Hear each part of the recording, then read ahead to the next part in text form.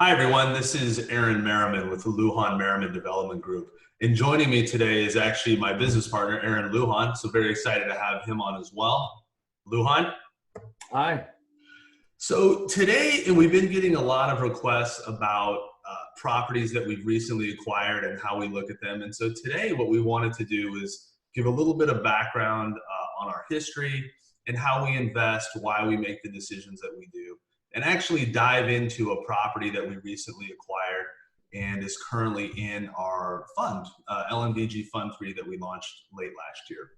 And for those of you that are watching on YouTube, please subscribe and set your bell so that you can stay up to date on all the videos. We've been doing a lot more lately on projects that we've recently stabilized and just keeping people up with videos like this. So please subscribe. So Aaron Lujan and I, we've been working together and investing together and with investors since 2005. We're based here in Southern California, and we really focus on A-plus locations in Southern California, looking as far south as Laguna Beach, hugging the coastline up to Santa Monica, Pacific Palisades, and then inland through the Wilshire Corridor. Some of our key markets are coastal Long Beach, Santa Monica, and West Hollywood, and highly desirable areas of LA and Hollywood. We focus on these areas for really two primary reasons. In these areas, when we deliver the right product, which we'll go through today, we're able to really push the rents, which creates a lot of value for investors, as well as generating high yield. The other thing that it also does, it actually creates a more risk-averse product because you're bringing in a stronger tenant profile who's more consistent with their payments, their job profile, everything. As a company, we're really focused on creating an experience for our tenants, and you'll see that with not only the buildings that we acquire, but just how we treat people. So with that, let's jump into a property that we bought just last year. It's 1028 East 3rd Street in Long Beach. It's a 12-unit building. I'm going to talk a little bit about the area for those that aren't familiar, and then I'll hand it over to Lujan to kind of dig into the meat of the deal. I've got the property highlighted here on my screen, and you can see it's on 3rd. It's a few blocks from the ocean. You have Alamitos Beach running along here, the Long Beach Museum of Art, the historic Queen Mary here, Aquarium of the Pacific. So it's in a phenomenal location. This area is in a neighborhood called Alamitos Beach in Long Beach. What's nice about this area is the proximity to downtown and some other great spots, and Lujan will jump more on that. Zooming in a little bit here so we can see the property. It's a 12-unit building. And again, the location is really good. So with that, Lujan, why don't you dig into the deal and really what we liked about it and why we made the decision to purchase.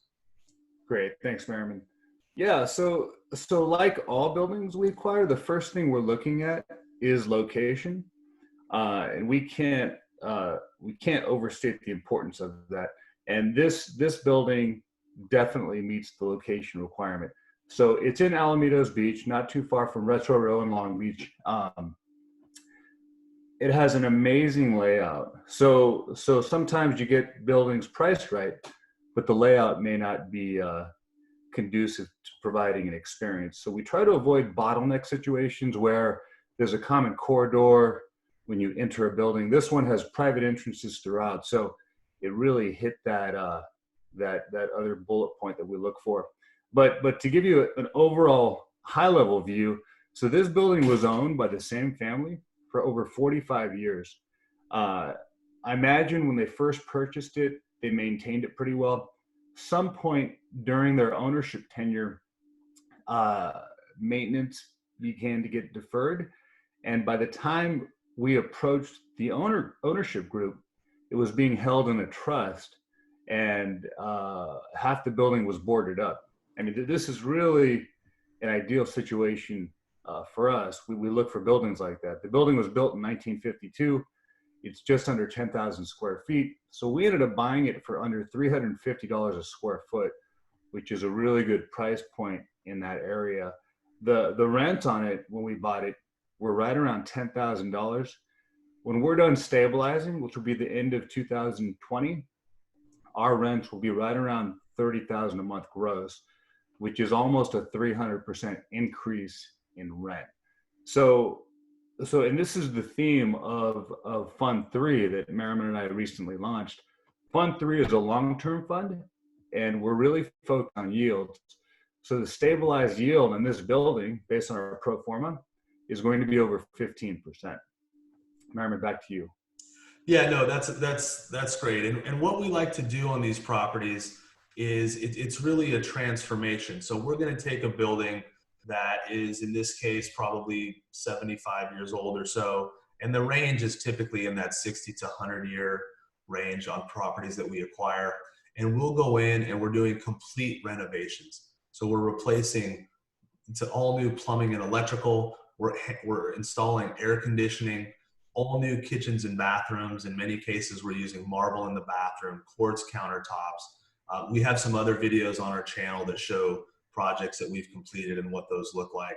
But we're putting in, stainless steel appliances, really, really nice apartments, but we're doing it with that micro community feel in mind. And when you do that, in many cases, we're able to push rents comparable to new construction. And so, and you see that in some of these rent increases and the gains that we get. And it all kind of feeds back into what Lujan was talking about. So again, Lujan, anything more to add on this one? No, I mean, and you kind of touched on it. So going back to the rent. So again, we're buying it at the rents just over $1 per square foot.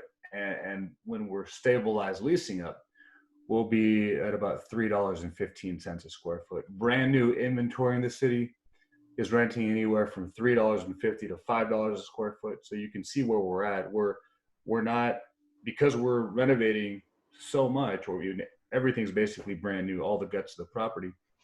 So we're in that middle ground of, we're not old and we're not super brand new, but there's a strong desire for the product that we bring to market.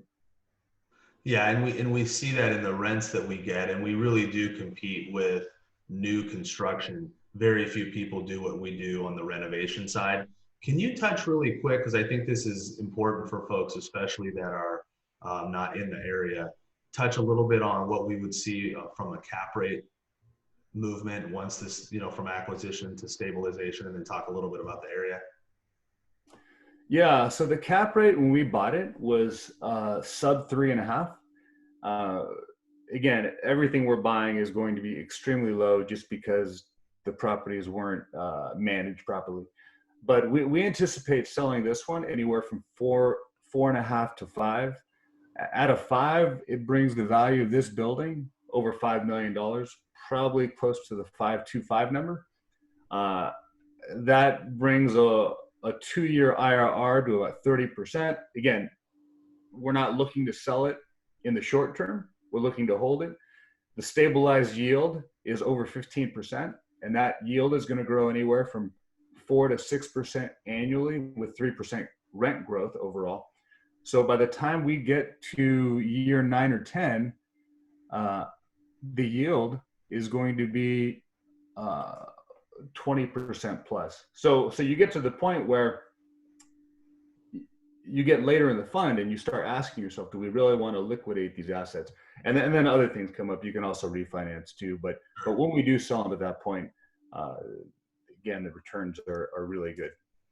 No, that's perfect. Well, listen, I hope everybody that watched this, it was helpful and gave you a little more background on who we are, why we invest the way we do, where we invest. But certainly we're available at any time if you want to talk and learn more about this project or other projects, Fund 3. And again, if you like this video, subscribe to our YouTube channel and stay up to date. But thank you very much, everybody. Thank you.